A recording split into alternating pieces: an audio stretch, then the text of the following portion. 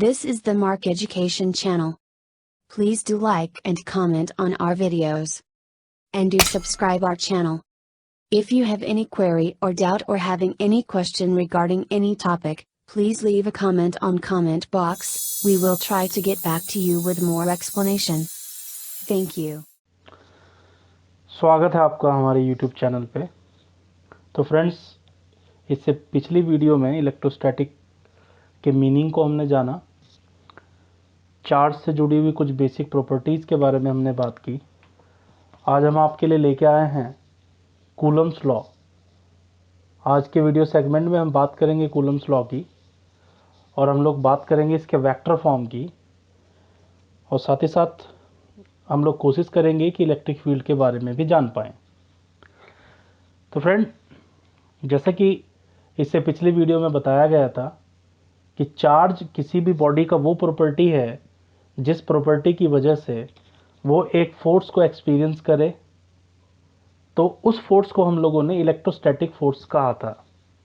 लेकिन वो फोर्स कितना होगा, किस किस चीज़ पर डिपेंड करेगा, ये सब बातें कूलम्स लॉ से क्लियर हो जाती हैं।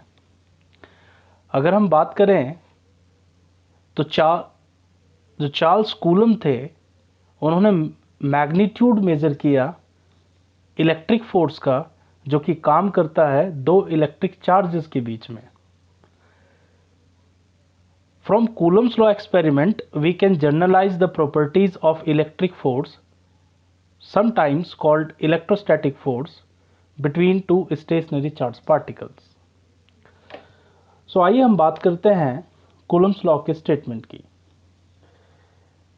फ्रेंड्स, कूलम के स्टेटमेंट में इस बात का जिक्र किया गया, इस बात का डिस्कशन है कि अगर हमारे पास दो पॉइंट चार्जेस हों और वो दो पॉइंट चार्जेस किसी फाइनाइट डिस्टेंस के गैप पे रखे गए हों, जैसे कि आप देख पा रहे हैं यहाँ मैं Q1 और Q2 दो चार्जेस ले रहा हूँ, और मान लेते हैं कि इनके बीच का जो डिस्टेंस है वो R है। इम्पॉर्टेंट पॉइंट ये होगा कि ये जो चार्जेस हैं, दीज आर पॉइंट चार्जेस। अब सवाल ये उठता है कि ये पॉइंट चार्ज है क्या, किसे हम पॉइंट चार्ज कह रहे हैं। तो friend, we use the term point charge to refer to a charge particle of zero size. द electrical behavior of electrons and protons is very well described by modeling them as a point charge. तो कहने का मतलब हमारा यह है कि अगर दो चार्ज बॉडीज की डायमेंशन को इतना कम मान लिया जाए तो हम उन चार्जेस को पॉइंट चार्ज कह सकते हैं। यानी कि ये जो डिस्टेंस है वो डिस्टेंस के कंपैरिजन में या तो इनका साइज छोटा हो, तो हम क्या कहेंगे कि ये दोनों जो चार्जेस हैं वो कैसे हैं, पॉइंट चार्जेस हैं। कूलम ने क्या कहा, कूलम्स लॉ के अकॉर्डिंग जो इलेक्ट्रोस्टैटिक फोर्स है वो इलेक्ट्रोस्टैटिक फोर्स इन दोनों चार्जेस के मैग्नीट्यूड के प्रोडक्ट पे डिपेंड करता है, directly proportional to the product of the magnitude of the charges. Second statement Coulomb's law से ये है कि जो फोर्स है वो इन्वर्सली डिपेंड करता है square of the distance between the charges. ये दो जो है इंपॉर्टेंट बातें हैं। अगर हम इन दोनों स्टेटमेंट को कंबाइन करें तो इन दोनों को कंबाइन करने से हमें मिलेगा कि F डायरेक्टली प्रोपोर्शनल है Q1 Q2 by R square के। यानी कि हम लोग यहाँ एक प्रोपोर्शनैलिटी कांस्टेंट इंट्रोड्यूस कर रहे हैं जिसे हम कह रहे हैं 1/4 पाई एप्सिलॉन नॉट। ये एप्सिलॉन नॉट के बारे में अभी हम जो है बातें करेंगे कि एप्सिलॉन नॉट क्या है। तो ये फॉर्मूला, इस छोटे से फॉर्मूले को हम लोग कहते हैं कूलम्स फॉर्मूला, जो कि यूज़ किया जाता है दो चार्ज पार्टिकल के बीच में कितना फोर्स काम करेगा। आइए जानते हैं इस 1/4 पाई एप्सिलॉन नॉट के बारे में। फ्रेंड्स, ये एक प्रोपोर्शनैलिटी कांस्टेंट है। 1/4 पाई एप्सिलॉन नॉट का जो न्यूमेरिकल वैल्यू है वो 9 × 10⁹ न्यूटन मीटर स्क्वायर पर कूलम स्क्वायर है। वहीं इस एप्सिलॉन नॉट को हम electric permittivity electric permittivity of free space कहते हैं। Electric permittivity of free space यानी कि किसी भी मटेरियल की वो एबिलिटी कि वो कितना इलेक्ट्रिक फील्ड को कंटेन कर सकता है या कितना परमिशन देता है कि इलेक्ट्रिक फील्ड लाइंस उससे पास होकर चली जाए। तो उस चीज़ की मेजरमेंट को हम उस मटेरियल की इलेक्ट्रिक परमिटिविटी कहते हैं, जहां एप्सिलॉन नॉट का मतलब electric permittivity of free space यानी कि एयर से है।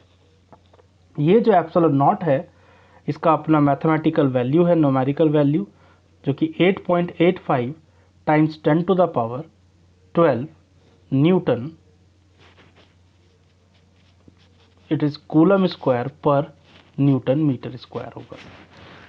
तो फ्रेंड ये एप्सिलॉन नॉट, सॉरी ये -12 होगा यहाँ पे, सॉरी। तो एप्सिलॉन नॉट का वैल्यू है 8.85 into 10 to the power -12 coulomb square per newton per metre square. Important note ये है कि जो इलेक्ट्रिक परमिटिविटी है, the electric permittivity of a given medium is the measure of the fact how strongly a medium is influenced by external electric field. If an externally applied field has a stronger polarizing effect on the medium, it has high permittivity. If two charges are placed in any medium other than vacuum or air, the force between two charges decreases due to the polarization of the medium. तो इस बात को मैं थोड़ा आपके साथ discuss करना चाहूँगा कि कैसे फोर्स का जो वैल्यू है वो कैसे चेंज हो जाएगा अगर हम दो चार्जेस के बीच के मीडियम को रिप्लेस कर दें। तो आइए समझते हैं इस फॉर्मूले में किन किन चीज़ों में बदलाव किया जाएगा। फ्रेंड यहाँ हम बात करना चाह रहे हैं कि अगर दो चार्ज पार्टिकल्स जो आप देख रहे हैं उनके बीच का जो इंटरवेइंग मीडियम है अगर उससे बदल दिया जाए, मतलब एयर को रिप्लेस करके कोई ऐसा मटेरियल रख दिया जाए जिसका डाइलेक्ट्रिक कांस्टेंट के है। फ्रेंड ये डाइलेक्ट्रिक कांस्टेंट क्या है, सबसे पहले इसके बारे में बात करते हैं, देन हम लोग इसके कूलम्स लॉ के फॉर्मूले में जो चेंज आएगा उसके बारे में बात करेंगे। डाइलेक्ट्रिक कांस्टेंट, डाइलेक्ट्रिक कांस्टेंट को हम लोग एप्सिलॉन आर भी कहते हैं। एप्सिलॉन आर क्या है, इसे हम लोग कहते हैं रिलेटिव इलेक्ट्रिक परमिटिविटी। किसी भी मीडियम की इलेक्ट्रिक परमिटिविटी एप्सिलॉन को डिफाइन किया जाता है, epsilon is equal to epsilon R times of epsilon naught, और ये जो एप्सिलॉन आर है इसे ही हम कभी कभी डाइलेक्ट्रिक कांस्टेंट भी कह देते हैं। यानी कि डाइलेक्ट्रिक कांस्टेंट के एक रेशियो है, रेशियो किस किस चीज़ का है, permittivity of the medium to the permittivity of free space. यानी कि किसी भी मीडियम की परमिटिविटी को अगर डिवाइड कर दिया जाए एयर या फिर वैक्यूम की परमिटिविटी से, तो उन दोनों के रेशियो को हम डाइलेक्ट्रिक कांस्टेंट कहते हैं। तो फ्रेंड अगर के डाइलेक्ट्रिक कांस्टेंट का मीडियम रख दिया जाए दो चार्ज पार्टिकल के बीच में, तो फोर्स किस तरह बदल जाता है, तो आइए समझते हैं। तो कूलम्स लॉ का जो फॉर्मूला है वो हो जाएगा F is equal to 1/4 pi epsilon Q1 Q2 by R square. यहाँ इंपॉर्टेंट बात ये देखने वाली है कि एप्सिलॉन नॉट को रिप्लेस कर दिया गया है एप्सिलॉन से। तो कहीं ना कहीं हम ये कह सकते हैं कि ये जो फॉर्मूला है वो हो जाएगा F इज इक्वल टू 1/4 पाई, यहाँ हम लिख सकते हैं एप्सिलॉन नॉट और इनटू हम इसके साथ के यहाँ यूज़ कर रहे हैं क्योंकि एप्सिलॉन का जो वैल्यू है वो के टाइम्स ऑफ एप्सिलॉन नॉट है into Q1 Q2 by R square. तो आप देख सकते हैं कि जो F है, जो फोर्स है आपका, वो हो जाएगा 1/k times of 1/4 pi epsilon naught Q1 Q2 by R square. तो इस फॉर्मूले से बिल्कुल क्लियर हो जाता है कि किसी भी चार्ज पार्टिकल के, किन्हीं दो चार्ज पार्टिकल के बीच में अगर हम एयर को रिप्लेस कर दें किसी डाइलेक्ट्रिक मीडियम से, तो जो फोर्स है वो 1/k टाइम्स हो जाता है। तो यानी कि किसी भी मीडियम में जो फोर्स है, force in a medium will become 1/k times of the force in air. ये बहुत इंपॉर्टेंट बात है, आप इसे याद रखिएगा।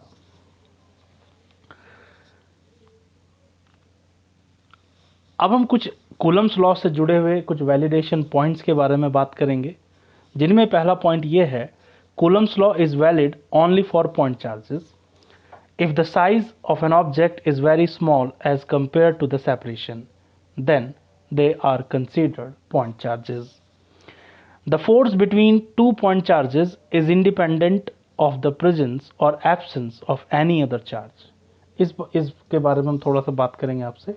ये जो अगला जो पॉइंट जो कूलम्स लॉ के रिगार्डिंग है, ये कहा जा रहा है कि अगर हमारे पास मान लीजिए 3 चार्ज पार्टिकल हैं, Q1, Q2 और Q3, तो फ्रेंड इस पॉइंट का मतलब ये है कि जितना फोर्स Q1 और Q2 में एक्ट कर रहा है वो इस Q1 Q3 की प्रेजेंस से उस पर कोई इफेक्ट नहीं पड़ेगा।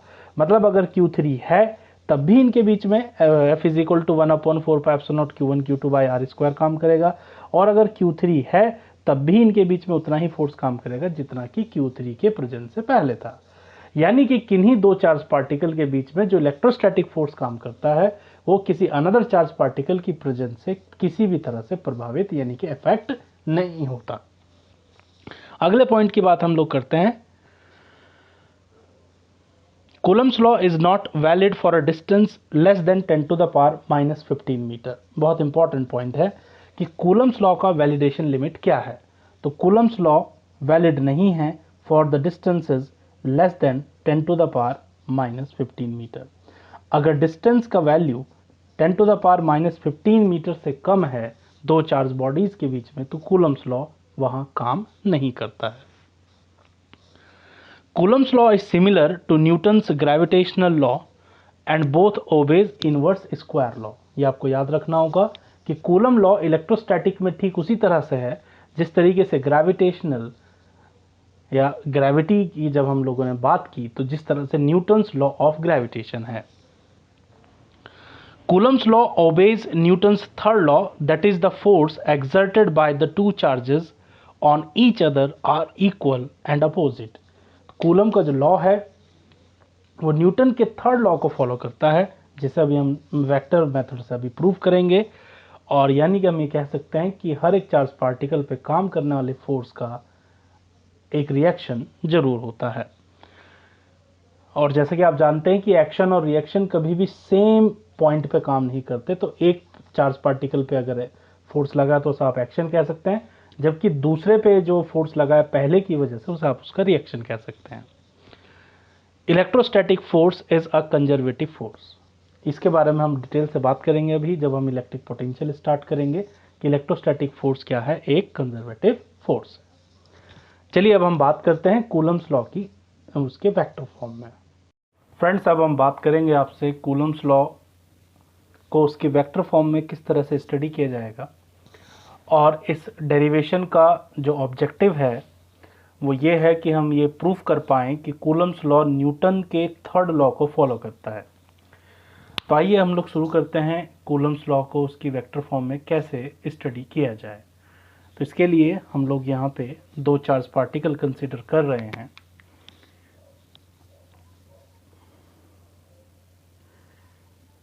तो हम लोग किसी 2 डायमेंशनल ज्योमेट्री की बात करेंगे। सपोज ये एक्स एक्सिस है और ये वाई एक्सिस है, और यहाँ दो चार्ज पार्टिकल हम लोग कंसीडर कर रहे हैं Q1 और Q2। जैसा कि आप वेक्टर के बेसिक्स आप जानते ही हैं कि कोई भी एक ऐसा वेक्टर जो कि ओरिजिन से किसी पोजीशन को ज्वाइन करता हो उसे हम पोजीशन वेक्टर कहते हैं। तो Q1 जो चार्ज है उसका जो पोजीशन वेक्टर है उसे हम R1 कह रहे हैं, और Q2 जो चार्ज है उसका जो पोजीशन वेक्टर है यानी कि ओरिजिन और Q2 को ज्वाइन करने वाला उसे हम वेक्टर R2 कह रहे हैं। वहीं अगर हम इस पॉइंट A और B के बीच के B को ज्वाइन करें तो उसे हम लोग उसका डिस्प्लेसमेंट वेक्टर कहेंगे। तो फ्रेंड, पहले हम लोग डिस्प्लेसमेंट वेक्टर के बारे में बात कर लेते हैं कि अगर हम लोग R12 वेक्टर लिखना चाहें तो R12 वेक्टर का मतलब होगा vector R2 minus vector R1। ये चीज़ हम लोग वेक्टर में इन्वॉल्व हुए ट्राइंगल लॉ से भी निकाल सकते हैं। R12 का मतलब है कि we are moving from charge Q1 to Q2। वहीं अगर हम Q2 से Q1 की तरफ जाएं तो ये इसको लिखा जा सकता है वेक्टर R21। तो वेक्टर R21 को हम लिख सकते हैं vector R1 minus vector R2। आप ज्योमेट्रिकली देख सकते हैं कि वेक्टर R12 और वेक्टर R21 दोनों मैग्नीट्यूड वाइज इक्वल हैं। तो क्यों ना हम इस तरह लिख दें कि vector R12 is equal in magnitude to vector R21। वहीं दूसरी तरफ हम ये कहेंगे कि जो वेक्टर R12 है वो नेगेटिव है किसका, वेक्टर R21 का, क्योंकि यहाँ सिर्फ और सिर्फ डायरेक्शन में बदलाव है। ये हमारी आज की पहली इक्वेशन होगी। फ्रेंड, अगर हम ये कहें कि late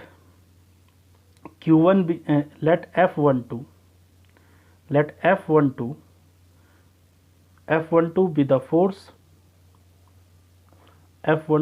force on Q1 due to Q2।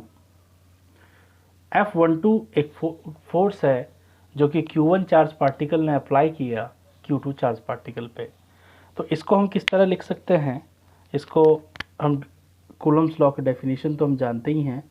तो हम लिखेंगे vector F12 is equal to 1/4 pi epsilon naught Q1 Q2। अब फोर्स कौन लगा रहा है फ्रेंड, ध्यान से देखिए, फोर्स Q2 चार्ज पार्टिकल लगा रहा है Q1 पे, तो हम यहाँ लिख देंगे R21 मैग्नीट्यूड स्क्वायर। लेकिन इंपॉर्टेंट बात यह है कि ये फोर्स किस डायरेक्शन में एक्ट कर रहा है। तो यहाँ पे हम लोग दोनों चार्ज पार्टिकल को पॉजिटिव ही ले रहे हैं, तो Q2 Q1 को रिपेल करेगा और रिपल्शन की जो डायरेक्शन होगी वो ये होगी, यानी कि ये फोर्स है F12। अब आप देख सकते हैं कि जो फोर्स F12 है वो वेक्टर R21 की तरफ एक्ट कर रहा है। तो हमें यहाँ लिखना होगा vector R21 unit vector of R21।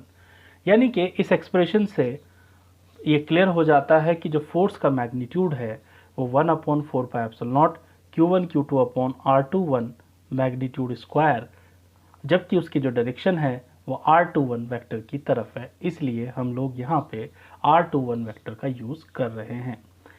Friend, जैसा कि हम जानते हैं कि यूनिट वेक्टर को मैथमेटिकली किस तरह से डिफाइन किया जाता है, तो अब हम उसकी डेफिनेशन का यूज़ करते हुए यूनिट वेक्टर की वैल्यू रखने वाले हैं। तो ये देखिए, ये हो जाएगा वेक्टर R21 स्क्वायर, और यहाँ हम इसको लिख सकते हैं vector R21 over its magnitude. ये हमने उसकी डेफिनेशन को यूज़ किया है। तो हम ये कह सकते हैं कि जो F12 वेक्टर है, F12 वो है इक्वल है 1/4 pi epsilon naught Q1 Q2 upon R21 vector cube times R21 vector. तो ये जो है F12 के लिए एक्सप्रेशन है। सिमिलरली हम लिख सकते हैं, सिमिलरली हम ये कह सकते हैं कि जो फोर्स एक्ट कर रहा है Q2 के ऊपर, जो कि अप्लाई किया Q1 ने, तो उसको हम किस तरह से लिख सकते हैं, हम उस फोर्स को लिखना चाहेंगे vector F21 is equal to 1/4 pi epsilon naught Q1 Q2 over vector R12 cube and vector R12, यहाँ फ्रेंड सॉरी, ये वेक्टर R21 होगा हमारा, R12 वेक्टर। तो देखिए, दोनों एक्सप्रेशन में एक सिमिलैरिटी आपको नज़र आएगी और कहीं ना कहीं एक डिफरेंस भी नज़र आएगा। सिमिलैरिटी यह है कि दोनों फोर्सेस का जो मैग्नीट्यूड है वो सेम है, लेकिन जो उनका सेंस ऑफ डायरेक्शन है वो दोनों एक दूसरे के अपोजिट है। तो आप देख सकते हैं कि इस एक्सप्रेशन में हम R21 वेक्टर को रिप्लेस कर सकते हैं इस स्टेटमेंट के थ्रू। तो जो सेकंड इक्वेशन है मैं उसमें कुछ चेंज करना चाहूँगा, तो देखिएगा उस सेकंड इक्वेशन में किस तरह के चेंजेस होंगे। तो जो आप सेकंड इक्वेशन देख रहे हैं उसको हम चेंज कर देते हैं। तो ये हो जाएगा फ्रेंड, अब vector F21 is equal to 1/4 4 pi epsilon naught Q1 Q2। दो चीज़ें फ्रेंड एक साथ की जाएंगी। मैग्नीट्यूड ऑफ R12 इक्वल है R21 के मैग्नीट्यूड के, तो हम यहाँ R21 वेक्टर मैग्नीट्यूड को R12 वेक्टर मैग्नीट्यूड को रिप्लेस कर दिया जाएगा R21 वेक्टर मैग्नीट्यूड से, और इस R12 को हम रिप्लेस करेंगे यहाँ पे -R21 से।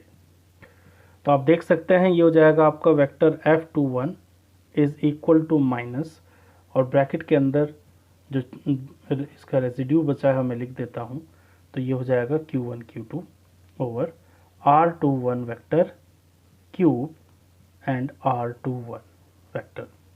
फ्रेंड देखिए इस ब्रैकेट के अंदर जो क्वांटिटी है वो कहीं ना कहीं इस इक्वेशन से मैच करती है, तो हम ये कह सकते हैं कि वेक्टर F21 इक्वल है किसके, नेगेटिव ऑफ F12 के, यानी कि ये न्यूटन के थर्ड लॉ को फॉलो करता है।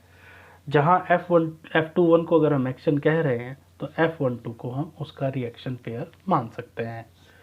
तो फ्रेंड ये बात थी न्यूटन्स लॉ के वेक्टर फॉर्म की कि किस तरीके से हम न्यूटन्स के लॉ को जो है उसकी वेक्टर फॉर्म में स्टडी करते हैं। अब हम जानना चाहेंगे इलेक्ट्रिक फील्ड के बारे में, तो आइए अब हम बात करते हैं इलेक्ट्रिक फील्ड के बारे में। फ्रेंड जैसे नाम से ही पता चल रहा है इलेक्ट्रिक फील्ड, तो डेफिनेशन भी उतनी ही इसकी सिंपल है। तो जब हम बात करते हैं इलेक्ट्रिक फील्ड की, तो इलेक्ट्रिक फील्ड क्या है? इलेक्ट्रिक फील्ड किसी भी चार्ज पार्टिकल के चारों तरफ का वो स्पेस है या वो रीजन है जिस स्पेस या रीजन में कोई दूसरा चार्ज पार्टिकल एक इलेक्ट्रोस्टैटिक इंटरेक्शन को एक्सपीरियंस कर सके।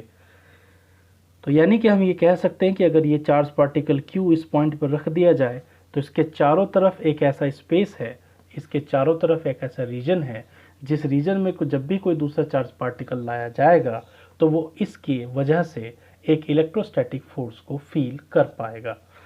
तो हम ये कहना चाह रहे हैं कि किसी भी पॉइंट पे इलेक्ट्रिक फील्ड की जो इंटेंसिटी है वो कितनी होगी। अब सवाल ये है कि उसकी मेजरमेंट कैसे की जाए। तो फ्रेंड इसको जानने के लिए हम r डिस्टेंस दूर एक चार्ज पार्टिकल जो कि टेस्ट चार्ज है Q0, उसको हम यहाँ रख देते हैं टेस्ट चार्ज। मैं आपको बताना चाहूँगा कि जो टेस्ट चार्ज है ये +1 कूलम की वैल्यू होती है। तो फ्रेंड किसी भी पॉइंट पे इलेक्ट्रिक फील्ड की जो इंटेंसिटी है उसको किस तरह डिफाइन किया गया? Electric field intensity at any point is defined as the force experienced by per coulomb unit charge. यानी कि किसी भी पॉइंट पे इलेक्ट्रिक फील्ड इंटेंसिटी उस पॉइंट पर रखे गए एक कूलम चार्ज ने कितना फोर्स फील किया है उसके इक्वल होती है। तो फ्रेंड जैसे कि इस सिचुएशन में आप देख सकते हैं हम लोगों ने एक चार्ज Q लिया है और एक चार्ज हमारे पास Q0 है।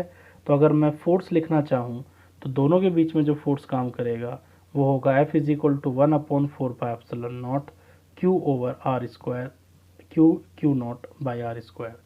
तो अगर हम इसका एक रेशियो ले लें यानी कि F/Q0 निकाल लें तो F/Q0 होगा 1/4 पाई एप्सिलॉन नॉट Q/r²। तो ये F जो Q0 है यही इलेक्ट्रिक फील्ड इंटेंसिटी है। So electric field intensity is equal to 1/4 pi epsilon naught Q/r²।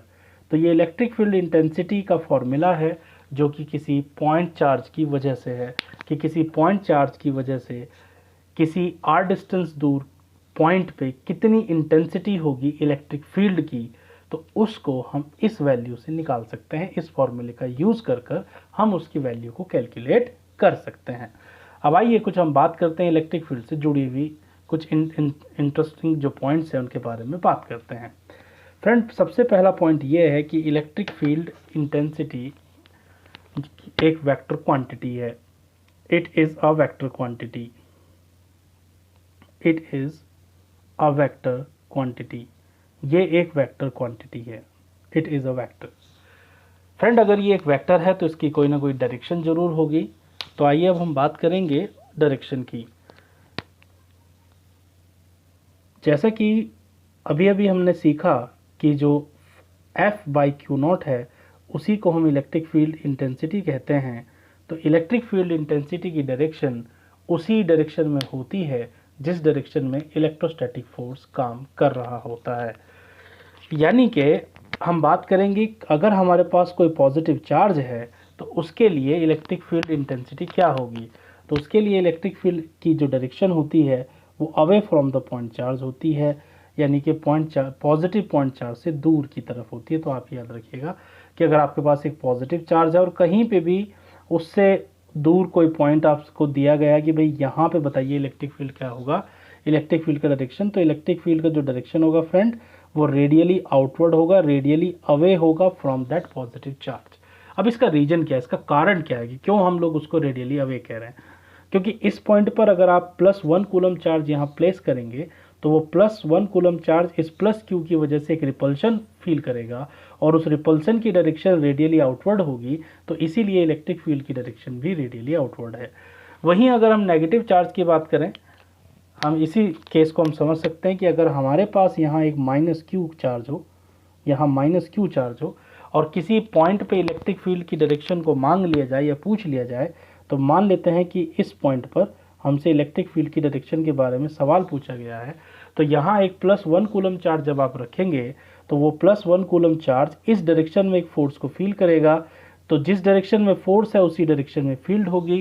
तो हम कह सकते हैं कि नेगेटिव चार्ज की वजह से किसी भी पॉइंट पे इलेक्ट्रिक फील्ड की जो डायरेक्शन होती है वो रेडियली इनवर्ड या radially towards the negative charge होती है।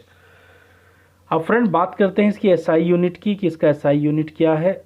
हम बात कर रहे हैं SI unit of field, SI unit of electric field intensity. जैसा कि आप फॉर्मूले पे से देख पा रहे हैं कि ये F/Q0 है, तो इसकी SI यूनिट होगी न्यूटन पर कूलम। तो आप ये याद रखिए कि इलेक्ट्रिक फील्ड की जो SI यूनिट है वो न्यूटन पर कूलम है। फ्रेंड अब हम बात करेंगे सुपरपोजिशन प्रिंसिपल की, और देन हम लोग जो है डिफरेंट केसेस में इलेक्ट्रिक फील्ड को कैसे कैलकुलेट किया जाए उसके बारे में बात करेंगे।